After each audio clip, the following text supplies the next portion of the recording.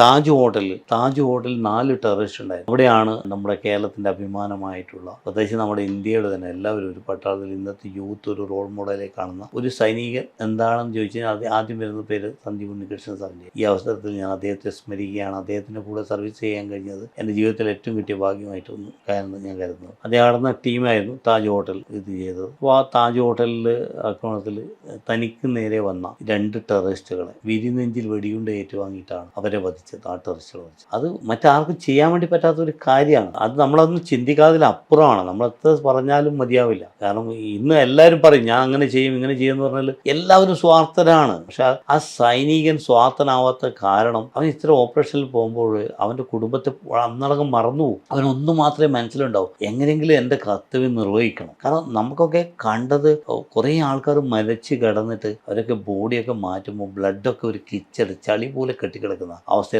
അപ്പോൾ അതൊക്കെ കാണുമ്പോൾ ഒരു വെറിയായിരുന്നു. അതിൽ കുട്ടികളടക്കം ഉണ്ടായിരുന്നു. കാരണം ആ ഒരു വെറി എന്നത് ഇത്രയും സാധാരണക്കായ മനുഷ്യൻ ഇങ്ങനെ ഉണ്ടാകുമ്പോൾ അവൻ എങ്ങനെയെങ്കിലും ക്ലിയർ ചെയ്യണമെന്നൊരു ബോധത്തോടു കൂടി നമ്മൾ പോകുന്നത്. ആ ഒരു വെറിയിലൂടെയാണ് നമ്മൾ സന്ദീപ് ഉണ്ണികൃഷ്ണൻ സാറും പോയിരിക്കുന്നത്. കാരണം താൻ കണ്ട കാഴ്ചകളും ഞാനില്ലെങ്കിൽ വേറെ ആരാണ് ഇവരെ രക്ഷിക്കുക എന്നൊരു ബോധം വരും. അപ്പോൾ അങ്ങനെ ആ താജ് ഹോട്ടലിൽ 4 ടെററിസ്റ്റുകളെ വഹിച്ചു.